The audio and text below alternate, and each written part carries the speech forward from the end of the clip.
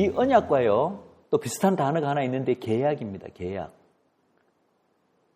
사실은요, 이 언약은 기본적으로는 약속이잖아요. 그래서 계약과 그런 점에서는 같은 속성을 가지고 있다고 볼 수 있습니다. 근데 우리가 이제 이렇게 언약을 이야기할 때 그냥 그것을 약속이라는 단어로 바꿔서 그냥 이렇게 이야기하는 분들도 많이 있더라고요. 혹은 뭐 계약이라고 부르는 사람도 있고. 제가 이제 일본의 어떤 교회에 가서 강의를 하는데 제가 계속 언약을 이야기하니까 일본말로 옆에서 통역을 이제 하는데 그걸 자꾸 저는 일본말을 모르지만은 뭐 계약구 그러더라고요.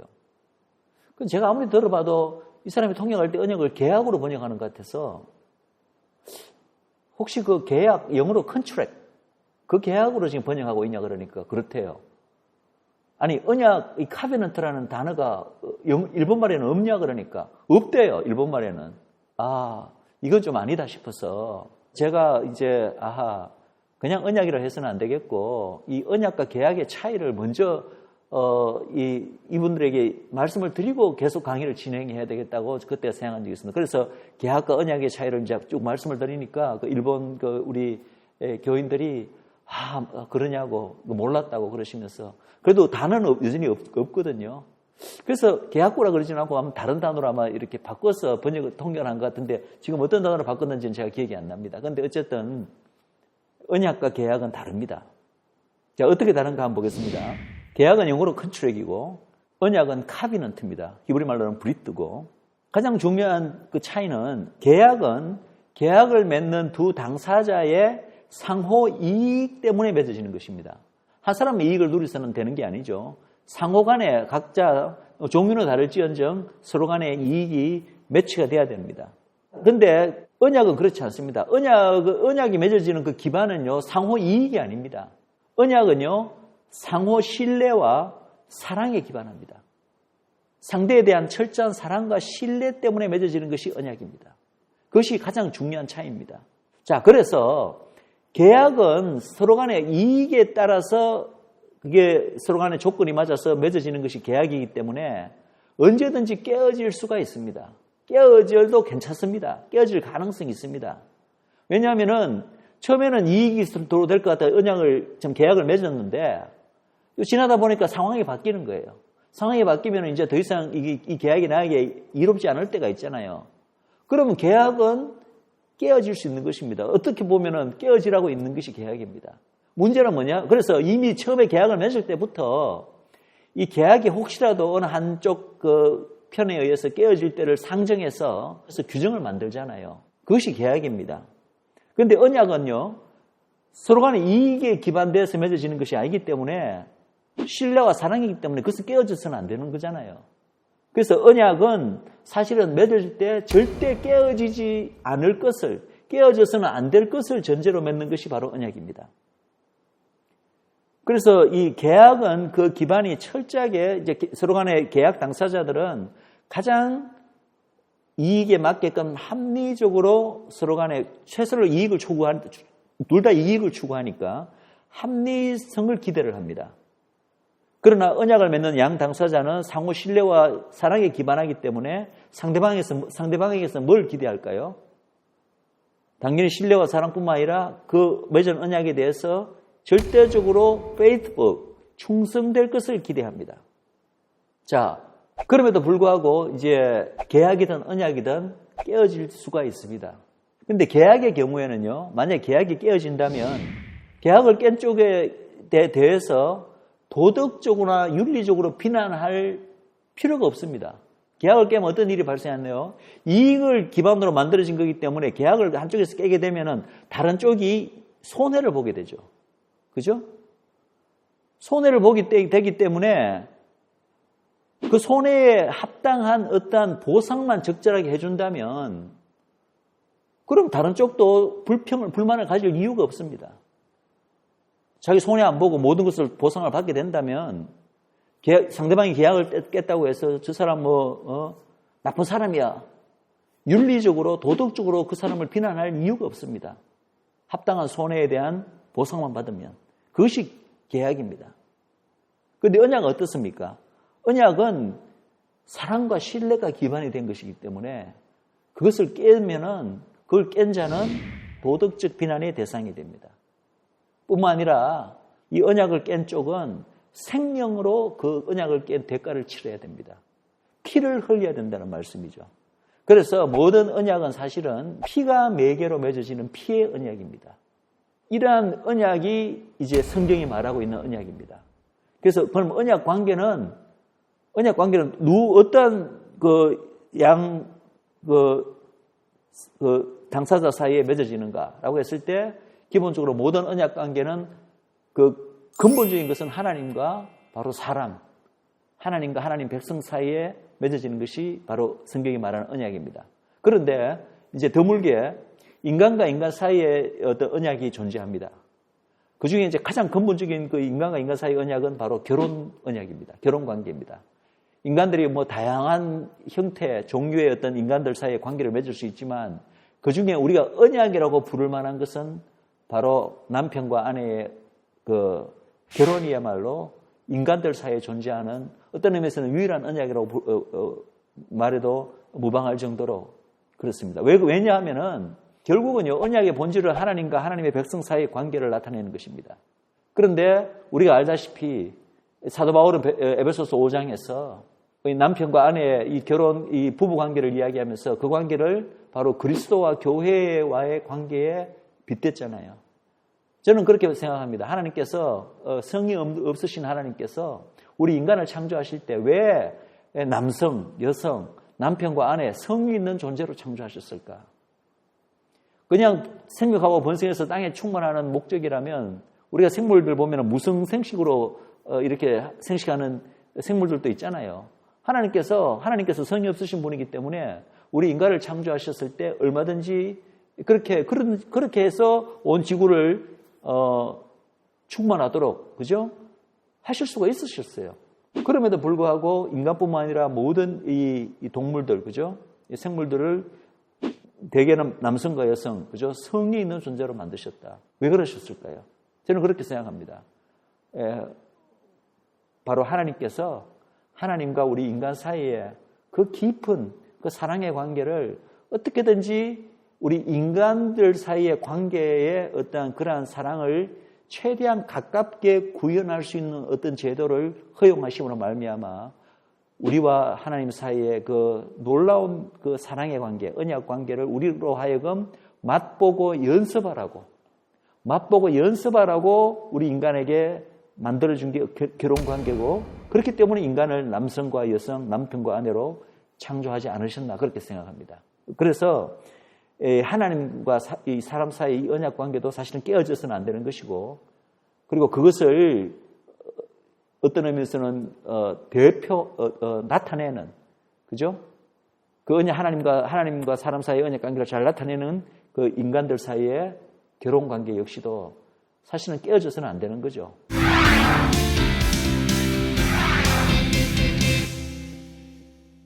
자, 언약의 성격을 보겠습니다. 그래서 좀 전에도 말씀드렸듯이 모든 언약은 피가 매개가 되어서 맺어지는 피의 언약이다. 이것을 이제 가장 잘 보여주는 어떠한 그 성경의 이야기가 바로 창세기 15장의 아브라함과 하나님의 언약식 광경입니다. 이 창세기 15장에는 하나님께서 이제 이 아브라함과 언약식을 맺으시는데 예전에는요, 창세기 15장의 이 이야기가 이해가 안 됐어요. 신학자들도 이 이야기를 이해를 못했습니다. 이 이야기가 비로소 이해되기 시작한 것은 비교적 굉장히 최근의 일입니다. 최근에 이제 현대에 들어와서 학자들이 고대 근동의 어떤 문물과 문화를 연구하다 보니까 이 성경시대에 이 이스라엘 주변의 고대 근동에서 이런 실제로 어떤 의식들이 행해지는 거예요. 근데 그 의식들이 어떻게 행해지냐 하면은 동물들을 쪼개 놓는데 쪼개고 난 다음에 이게 바로 언약식인데 이 언약을 맺는 두 당사자가 사실은 그 쪼개진 동물들 사이를 다 지나가는 거예요.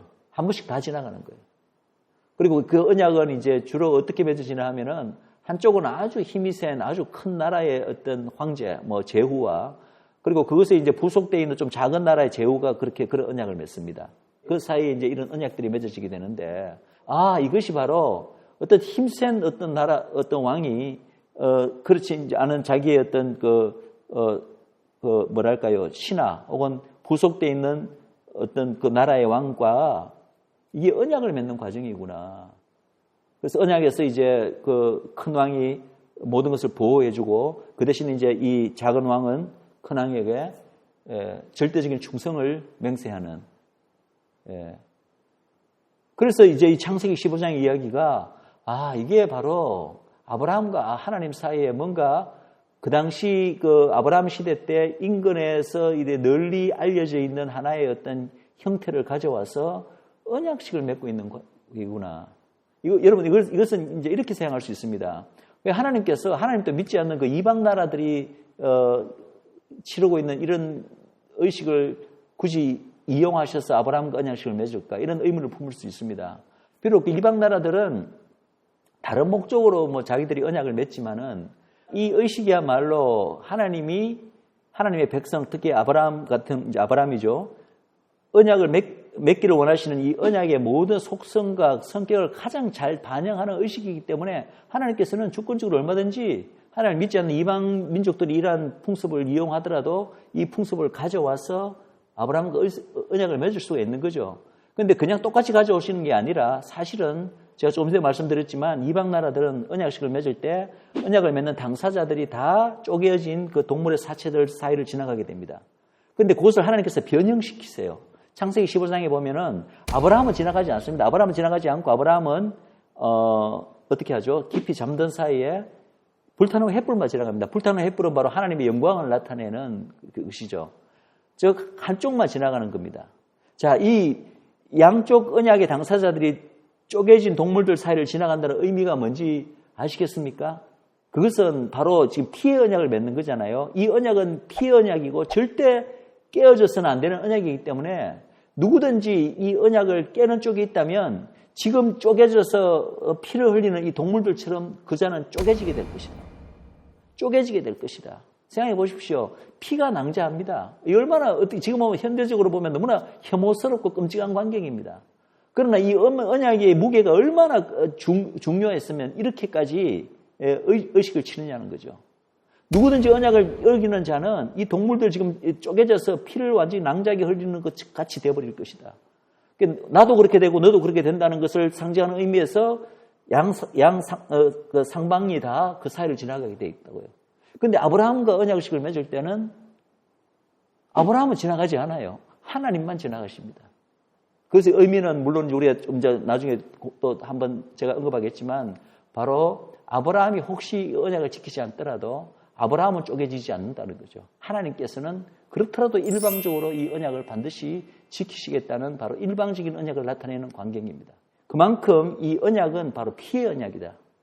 그래서 히브리 말로 언약, 영어로는 카비넌트, 히브리 말로 브리트인데 브리트의 이 의미가 뭐냐면 쪼갠다는 의미입니다. 쪼갠다. 우리가 지금도 어떤 언약, 계약 같은 걸 이야기할 때 쪼갠다 이런 표현으로 이렇게 표현하는 적이 있는데 왜 이 표현이 어디서 나왔냐면은 말 그대로 동물들을 쪼갠다는 데서 나온 거예요. 왜 언약을 쪼갠다고 말하는가? 언약을 어기는 자는 쪼개지기 때문에 그렇습니다. 자, 그래서 언약은 아까 말씀드렸듯이 또 상호 신뢰와 사랑에 근거한 것이 언약이라고 말씀드렸습니다. 다시 말해서 언약은 나와 언약을 맺는 상대방을 완전히 동일시하는 것입니다. 생명을 교환하는 것입니다. 그래서 언약 관계를 우리가 흔히 표현할 때 가장 이렇게 우리 마음에 와닿는 쉽게 이해되는 표현이 뭐냐면은 바로 이런 개념입니다. 당신의 모든 것이 나의 것이고 나의 모든 것이 당신의 것이 됩니다. 이런 관계가 바로 언약 관계입니다. 인간과 인간 사이에도 이러한 언약 관계가 이제 결혼 관계 외에도 맺어진 예를 성경에 이제 언급하고 있는 대표적인 예가 바로 다윗과 요나단의 언약식입니다. 사무엘상에 보면은 다윗과 요나단이 정말 서로 간에 얼마나 우리는 그냥 우정 이렇게 표현하는데 우정보다 훨씬 더 무겁습니다. 우정은 그냥 서로 간에 그냥 이렇게 좋아하는 정도지만 이 다윗과 요나단은요, 정말 왜냐하면 둘 사이에 언약을 맺었다고 나오거든요. 언약을 맺었다. 예. 그러면서 이제 언약을 맺으면서 이제 뭐를 서로 간에 교환을 하냐면은 겉옷과 허리띠와 서로 간에 가지고 있던 무기를 교환한다는 얘기가 사무엘상 18장 3, 4절에 나옵니다. 이것의 의미가 뭘까요? 이제 이것을 우리가 물론 영적으로 이제 그 의미를 부여를 하는 것이지만 서로 간에 입고 있는 옷을 교환한다는 의미는 서로 간에 정체성을 교환하는 거예요. 너가 바로 내가 되고 내가 바로 너가 된다라는 것을 상징하지 않을까 생각합니다. 허리띠는 곧 이제 우리가 이렇게 허리띠를 두르라 너희들은 욥기에 보면 너는 하나님 앞에서 담대하게 하나님께서 욥을 대해서 허리띠를 두르고 똑바로 서라. 허리띠는 우리의 중심, 그죠? 중심을 잡아주는 그 힘을 나타냅니다. 예.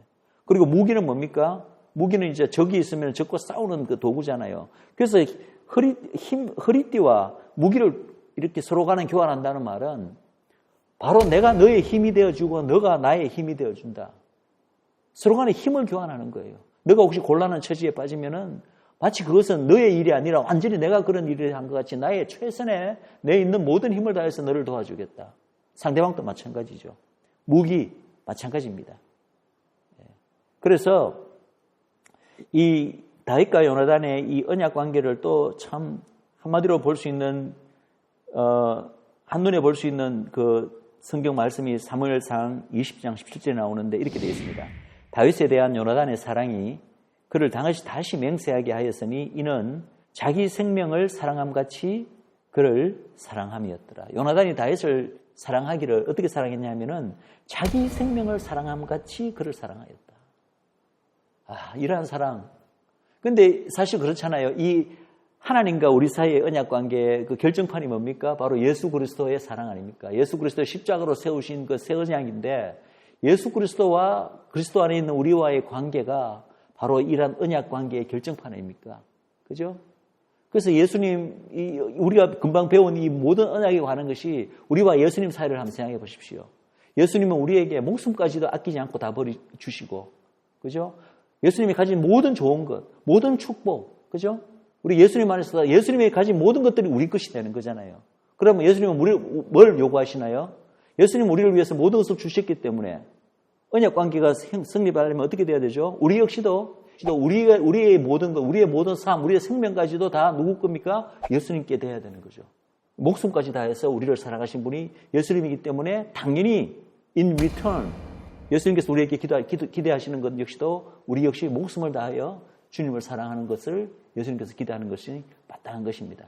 이것은 바로 언약관계, 예수님의 피로 세워진 언약관계에 그렇습니다. 그래서 언약관계의 모든 이 핵심적인 특성들이 바로 예수님의 십자가와 그로 인해서 우리에 세워진 이 새 언약을 생각하면 너무나 모든 것이 이제 잘 이해되실 줄 믿습니다.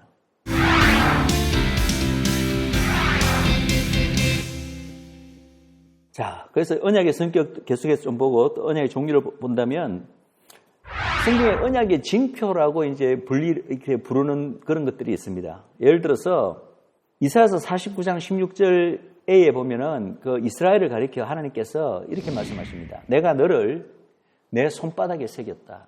언약을 맺으면요, 언약을 맺은 그 언약의 징표로 하는 것을 서로 교환하기도 하잖아요. 그러고 남기기도 하고.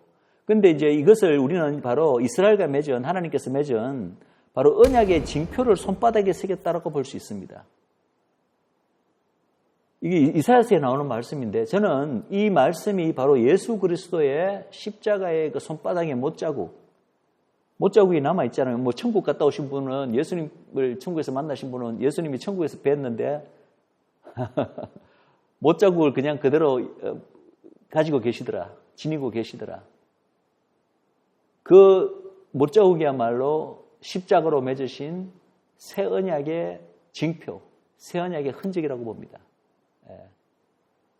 또 창세기 17장 13절에 보면은 할례, 이거는 이제 바로 모세의 언약이죠. 하나님께서 뭐라고 말씀하시냐면은 왜 할례를 받게 하시냐면은 할례야말로 너와 아브라함과 그의 아브라함의 집안 그 후손들과 하나님께서 맺으신 언약의 징표라고 말씀하십니다. 그래서 언약에는 이렇게 징표가 따른다. 그렇다면 우리 새 언약에도 아까 뭐 예수님의 손바닥도 새 언약의 징표라고 볼 수 있겠지만 새 언약에도 징표가 있습니다. 그리고 우리 그 새 언약의 징표를 우리는 매번 성찬식에서 우리가 기념하죠. 뭡니까? 빵과 포도주, 그죠? 예수님께서 이것을 주님 다시 오실 때까지 대대로 너희들은 기념하라라고 말씀하셨잖아요. 떡을 이렇게 쪼개주시고 그리고 포도주를 나눠주시면서 우리를 위해서 죽으신 부서지신 예수님의 몸과 피. 그래서 그것을 나타내는 빵과 포도주 역시 예수님의 죽음으로 맺으신 이 새 언약을 나타내는 징표라고 볼 수가 있습니다. 그리고 또 하나 언약에 있어서 중요한 특징은 제가 언약은 하나만 주어지는 것이 아니라 하나님의 구속사에서 이제 1년의 언약들이 인간들에게 계속해서 이제 순차적으로 주어진다고 하는데 모든 언약이 똑같을 것 같으면 뭐 하나만 주시면 되지 순차적으로 이렇게 다른 언약을 주실 필요가 없잖아요. 그럼 왜 이렇게 다른 언약을 우리가 겉으로 보기에는 달라 보이는 언약들을 주시냐 하면 사실은 다른 언약이 아니라 이 언약들은 전체가 다 연결되고 서로 간에 상호 모순이 없습니다. 모순이 없음에도 불구하고 물론 표면적으로 약간 모순이 되는 것처럼 보이는 언약도 있습니다. 그 부분은 제가 나중에 따로 다루겠습니다. 그러나 근본적으로 우리 언약을 제대로 이해한다면 어떠한 언약도 서로 간에 상호 충돌이 없습니다. 충돌이 없을 뿐만 아니라 언약의 내용을 살피면요. 그 기본은 가장 기본적인 본질은 모든 언약이 메시아 언약이라고 말씀드렸습니다. 그래서 그 기본적인 본질은 바뀌지 않되 그 언약들을 보면은 우리에게 그 언약의 내용을 보면 우리에게 밝혀지는 그 계시는 언약을 통해서 밝혀지는 계시는 점점 더 확장되고 점점 더 구체적으로 드러난다. 그래서 처음에 주어진 언약은 보면 그냥 굉장히 이렇게 어슴푸레하게 이렇게 그죠? 보이다가 그 다음 등장하는 언약이 될수록 하나님의 이 언약을 통해서 이루고자 하는 모든 목적이라든지 그런 것들이 조금 더 명확해지고 구체적으로 이렇게 드러난다. 그래서 우리가 이제 하나님의 계시에 대해서 계시의 점진성 이런 표현을 사용합니다. 신학적으로 예언도 마찬가지고 언약도 마찬가지지만 점점 더 확장되고 구체적으로 주어진다는 거죠. 자, 마지막으로 지금 언약에 대한 총론을 이야기하고 있습니다. 언약의 종류를 한번 보겠습니다. 크게 언약에는 쌍방 언약과 일방 언약이 있습니다. 모든 언약은 양쪽 사이에 맺어지는 겁니다. 양쪽이 다 참여를 하되 쌍방 언약이란 말은 양쪽이 다 어떠한 일정의 언약의 그 부분을 행해야 되는 의무가 있는 거예요. 그래서 조건부 언약입니다. 쌍방 언약은. 예. 모든 언약은 쌍방이 필요합니다. 일방 언약이라도 필요하지만 여기서 제가 말하는 쌍방 언약이라고 표현했을 때는 사실은 조건부 언약이라는 얘기입니다. 서로 간에 행해야 되는 어떠한 의무가 있다. 이 쌍방 언약의 대표적인 것이 바로 우리가 이미 이제 살짝 우리가 보긴 보았지만 아담의 언약입니다. 아담의 언약, 선악과를 먹지 말라는 그 하나님의 어떤 보면 하나님의 일방적인 명령 같아 보이지만 사실은 그때 주어진 하나님의 언약은 상방 언약입니다. 아담의 언약. 그리고 이제 우리가 너무나 잘 알다시피 시내 산에서 모세를 통해서 이스라엘 백성과 하나님이 맺은 언약. 우리는 흔히 그것을 모세의 언약 혹은 시내 산 언약이라고 부르는데 그 언약 역시도 사실은 상방 언약입니다. 참 재밌는 것은 이 상방 언약은 반드시 깨어지는 것으로 드러났다는 거죠. 사실 아담은 그 당시 언약을 맺을 당시에 죄를 범하기 전이었잖아요. 그죠? 아직 죄가 들어오기 전이었습니다. 그럼에도 불구하고 아담은 죄인이 아닌 상태에서도 이 상방 언약을 지킬 수가 없었습니다. 그냥 인간의 그냥 자유의지만 가지고도 이 상방 언약을 깨버렸죠. 시내산의 모세 언약은 당연히 이거는 뭐 그 당시 유대 민족들은 하나님의 백성이라는 이름은 있었지만 아직 그 죄사함을 받지 않은 그들의 안에 있는 그 죄의 근본적인 문제가 해결되지 않은 그런 다 죄인들이었죠. 그 죄인들에게 거룩하신 하나님의 이 계명, 율법을 다 지키라고 하나님께서 명령하셨고 그것을 지키겠다라고 이렇게 응답한 것이 바로 시내산 언약 아닙니까? 그 운명이 어떻게 되는지 우리는 압니다. 시내산 언약은 하나님 쪽에서 깬 건 아니지만 이스라엘 백성들은 그 언약을 범하였고 마침내 파하였다고 성경은 나중에 선언을 합니다. 그래서 이 아담의 언약이든 시내산 언약이든 이 상방 언약은 깨어진 것으로 우리가 성경의 역사에서 볼 수가 있습니다. 하나님의 구속사 안에서. 그와 대비해서 일방적 언약이 있습니다. 일방적 언약은 이 한쪽에서만 이 언약의 의무를 일방적으로 행하겠다. 그래서 이 언약을 반드시 이루겠다고 약속하는 소위 말해서 무조건적인 언약입니다.